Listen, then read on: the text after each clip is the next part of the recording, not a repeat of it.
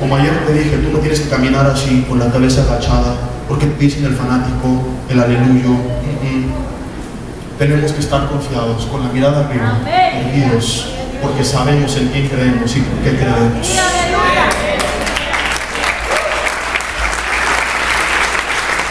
Te voy a dar un par de ejemplos. 2 ejemplos ahora y uno más tarde. Tácito, historiador romano del primer siglo, en su obra Anales de la Historia, él está refiriéndose al gran incendio que ocurre en Roma, del cual muchos culpan al día de hoy como responsable al emperador Nerón. Tácito dice: para librarse del reporte del incendio, y leo textualmente para no alterar ni una palabra de la traducción de este reporte, de esta obra, Nerón afirmó la culpa e infligió las torturas más elaboradas sobre una clase odiada por sus abominaciones, que el populacho llamaba cristianos. Cristo, el originador del nombre, sufrió la pena capital. Estoy leyendo este documento externo, no la Biblia, y confío en lo que dice la Biblia.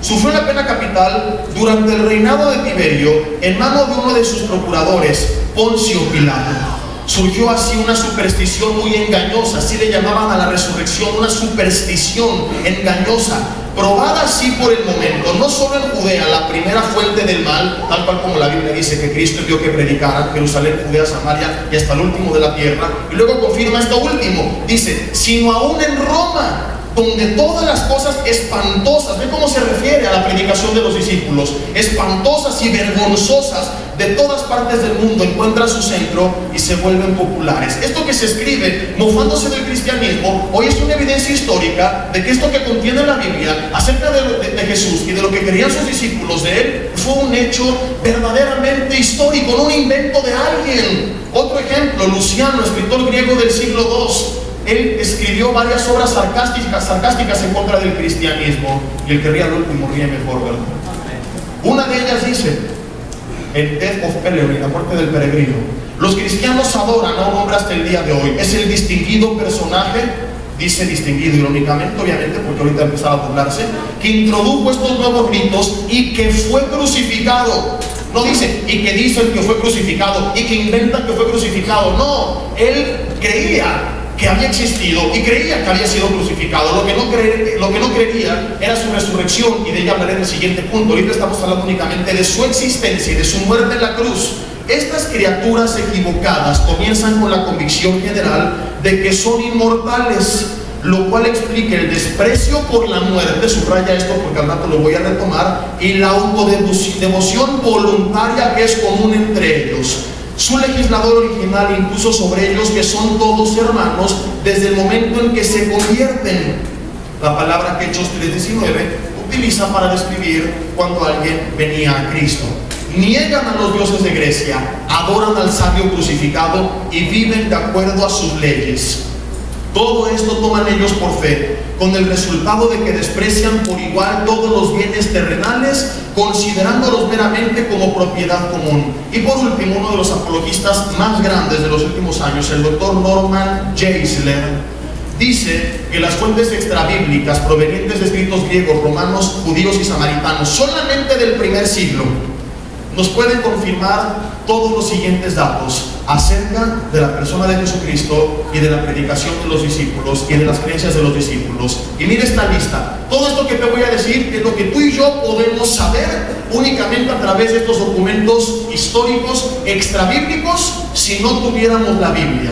Sin la Biblia en mano, podríamos nosotros saber que Cristo existió y que era de Nazaret, que vivió de manera sabia y virtuosa, que fue rechazado por los líderes judíos, que se le consideró un maestro judío, que fue crucificado en Palestina bajo el gobierno de Poncio Pilato durante el reinado de Tiberio César en la época de la Pascua, y que se le llamaba el rey judío, que sus discípulos creían que había resucitado 3 días después de su muerte, que sus enemigos reconocieron que realizaba cosas fuera de lo común que ellos llamaban brujería, que su pequeño grupo de discípulos se multiplicó rápidamente esparciéndose a regiones lejanas como Roma, que sus discípulos negaban el politeísmo, que vivían de manera intachable igual que todos nosotros, ¿verdad?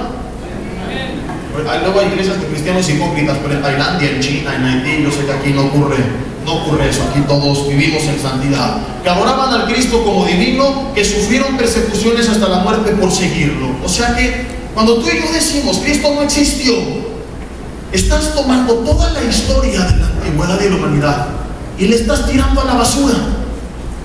Porque no hay evento, personaje ni libro como Cristo, su obra y la Biblia que esté también atestiguada bibliográficamente. Y vienen a dudar de la historicidad de la Biblia, y vienen a dudar de la historicidad de Jesucristo, que tiene mucho más evidencia y solidez que todos los otros libros y todos los otros hombres. Realmente, cuando dudan, no es porque tengan argumentos y evidencias, sino que no creen porque no quieren creer, porque no les conviene hacerlo, o porque ellos creen que no les conviene hacerlo.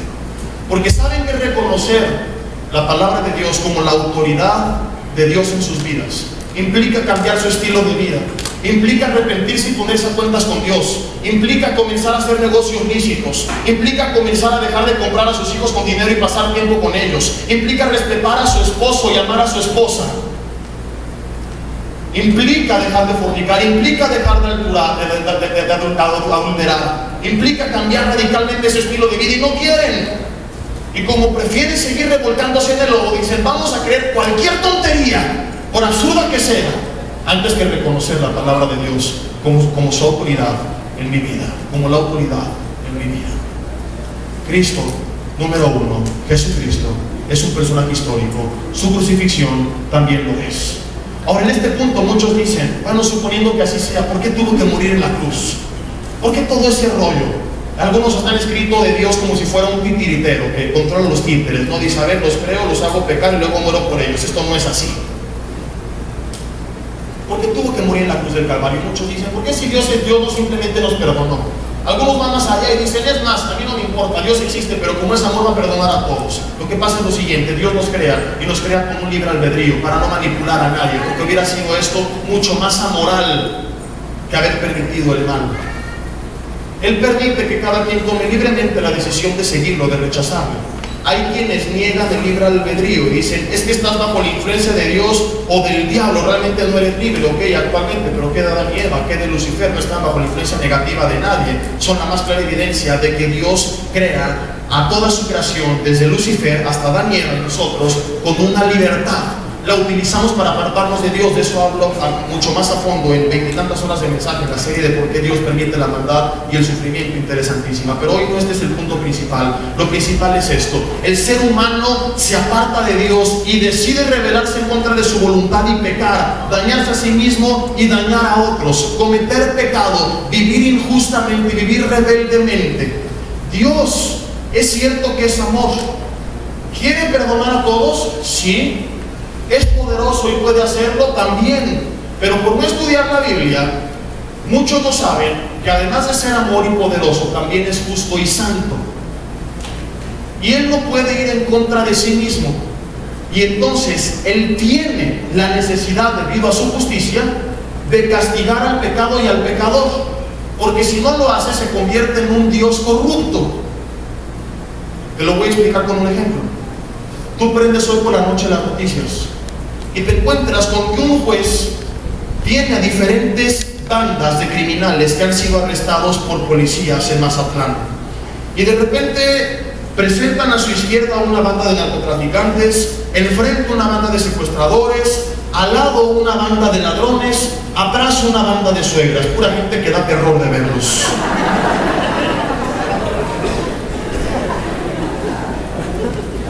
No se enojen las suegras, estoy bromeando nada más. Son re buena onda y Dios las usa, ¿o no es así? Dios las usa para probar el carácter de sus hijos. Donde llegaron los ángeles y le dijeron, Señor, ya no hay hornos de fuego, ya no crucifican a los cristianos, ya no los apedrean, ya no los persiguen. Ahora, ¿cómo vamos a probar la fe de tus hijos? Y entonces dijo Dios, háganse las suegras. Y las crean. Ya hablando en serio y quitando ellas de la escena, el juez se para frente a las cámaras, orgulloso y sonriente, dice, señores y señoras, soy el juez Don Bonachón. Estoy lleno de amor y misericordia. Y para demostrarlo, voy a perdonar a todos estos criminales. ¿Cuántos le aplaudirían al juez? Nadie. ¿Qué dirías de él? ¿Qué juez corrupto? Tendrías terror de ser juzgado por él. Porque así como decidió perdonar al criminal, tal vez de repente se le va a ocurrir condenar al justo. No sé tú, pero yo tengo pánico de llegar a la eternidad y encontrarme con un Dios injusto, que en cualquier momento de la eternidad, de repente un día amanece de malas y dice, pensándolo bien, me deshago de todos, y nos desaparece. Dios no puede actuar como este juez injusto, y es por eso que tiene y va a castigar al pecador no arrepentido. Y yo tengo paz en que el día que me encuentre con Él, me encontraré con un juez justo, en quien puedo confiar y descansar por la eternidad.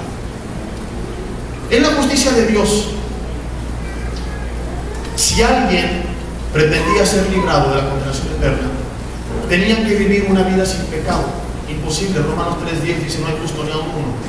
Entonces el ser humano intenta equilibrar la balanza y empieza a hacer buenas obras, empieza a inventar religiones, empieza a querer pararse el cuello delante de Dios.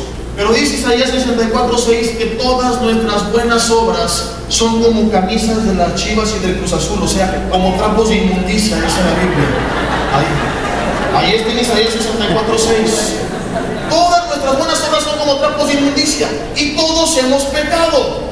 Y por cuanto todos pecaron, Romanos 3:20-23, están destituidos de la gloria de Dios. Porque no hay justo ni a uno, Romanos 3:10. Todos tenemos lo nuestro. Aunque aquí en la iglesia ponemos nuestra mejor cara de mustios, si yo me subo y les tomo fotos en el individual incluyéndome, podría imprimirlas en una estampa y venderlas como santos mazaplenses ahí en el DF, y nadie dudaría de que así lo es. San Joaquín de Mazatlán, se la creerían. Pero todos tenemos lo nuestro. Voltea a la persona que tienes a tu lado y vela a los ojos fijamente. Así como lo ves de mustio, por favor, voltea a ver a alguien, o no sigo yo con este mensaje. Si vienes con alguien que conozcas mucho mejor, quédate viendo a los ojos. Así como se ve de mustio, tiene lo suyo. ¿Cómo es así? Y las que voltearon a ver al marido me encanta porque están... ¿De qué está hablando? Y todo lo que tú y yo hagamos es insuficiente para equilibrar la balanza. Entonces Dios se encarna en la persona de Jesucristo, se despoja de sí mismo, Filipenses capítulo 2. Esto significa que somete el ejercicio independiente de sus atributos a la voluntad del Padre, para caminar como hombre, ser tentado como hombre, pero sin pecado, dice Hebreos, para que su sacrificio fuera justo, porque en la justicia de Dios solo el pecador puede ser librado si un sustituto inocente, sin culpa, santo. Por eso el sistema expiatorio de Levítico, por eso los sacrificios del Antiguo Testamento, porque eran una imagen, eran una sombra de lo que había de venir, del Cordero inmolado, sin mancha, sin defecto, quitando el pecado del mundo, porque la paga del pecado es la muerte, y porque la vida de la carne está en la sangre. Entonces tú quieres librar a una vida de la muerte, es vida por vida, sangre por sangre. Entonces viene Cristo Jesús y paga en tu lugar y en mi lugar. Al final veremos todo lo que Él pagó en la cruz del Calvario por nuestros pecados. Paga la condena que tú y yo merecíamos,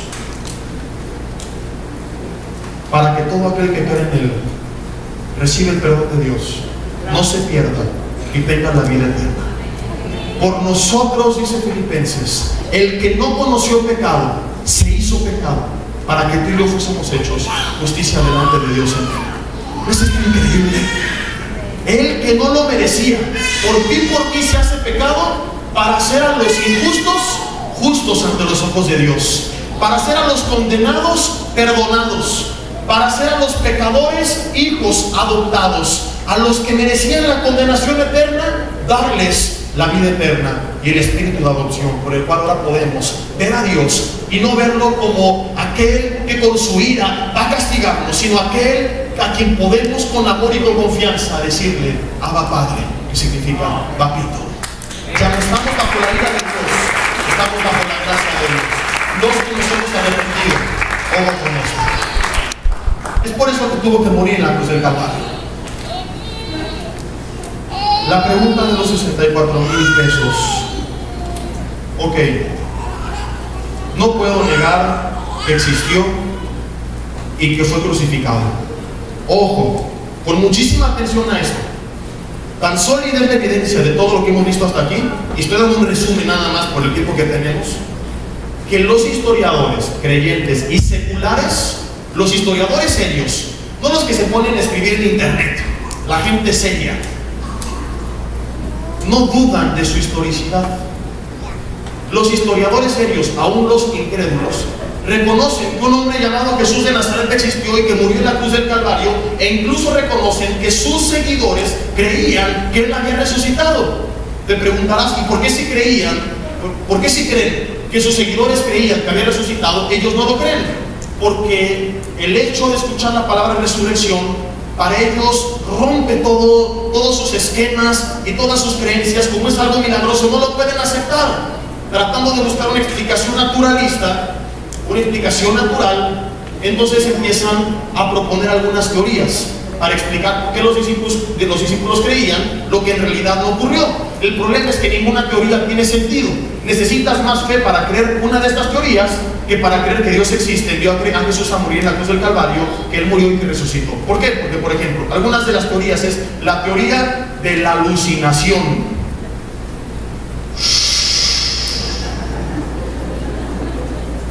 Resulta que algunos dicen, seguramente todos sus discípulos alucinaron y lo imaginaron ver resucitado. Pero médicos explican, y psicólogos y psiquiatras, que no puede haber alucinaciones grupales sino individuales. No pueden todo un grupo de más de 500 personas ponerse de acuerdo para alucinar lo mismo al mismo tiempo en el mismo lugar. O sea que para creer la teoría de la alucinación hay que estar bien alucinado. Por eso dije, vamos a alucinar, brother. Son los que leen la Biblia y dicen, qué buena onda, en Génesis 1 Dios dijo, cuando creó todo, hágase la hierba verde. Y vio Dios que todo era bueno. Hay que estar bien pacheco para creer esto. Otra de las teorías, la teoría del intercambio, es que en el camino al lugar de la crucifixión, Jesús fue intercambiado con Judas, y el que crucificaron fue Judas. Ay, resulta que eran hermanos gemelos y nunca nadie lo supo. Nadie se dio cuenta. Es absurdo esto. Yo le llamo esta la teoría del Superman, aunque no se llama así, así le puse yo. Porque es la teoría de que no murió en la cruz. Después de todo lo que veremos al final del mensaje, que sufrió en la cruz, después de estar en un estado médicamente deplorable, que hubiera requerido de semanas de terapia intensiva, de rehabilitación, de 3 días de deshidratación, de no tomar alimentos, vendado en una tumba, dice, Jesús no murió. Resulta que al tercer día sale de ese estado como de coma, y en ese estado deplorable físico en el que se encontraba, mueve la tumba él solito, se enfrenta a los soldados romanos, era ninja, los vence a todos y camina kilómetros para predicar a más de 500 a la vez e inventarles que había resucitado, y luego asciende frente a todos ellos al cielo. Y cuando alguien dice, esta es la verdad, le digo, ¿sabes que tú me estás diciendo que Jesús no existe, pero que Superman sí existe? Porque un hombre común y corriente no pudo haber hecho todo esto. Entonces, una de dos, o era el Mesías o era Superman. ¿Cuántos creen en Superman? Qué bueno que nadie. ¿Tenemos evidencias de que resucitó? Vamos bien hasta aquí. Sabemos que existió, sabemos que fue crucificado, y hemos visto teológicamente por qué tuvo que ser crucificado. Ahora, históricamente, ¿hay evidencias de su resurrección? Por supuesto que sí. Por causa del tiempo me voy a enfocar nada más en 2, y si tenemos tiempo dedicaré un resumen de otras 2. En primer lugar, asombrosamente, una de las evidencias más grandes no tiene que ver con él, sino con sus discípulos. ¿Por qué? Porque así como hay documentos históricos que confirman la existencia de Jesús y su muerte en la cruz y lo que sus discípulos creían acerca de él, también sabemos por la historia secular que muchos de ellos prefirieron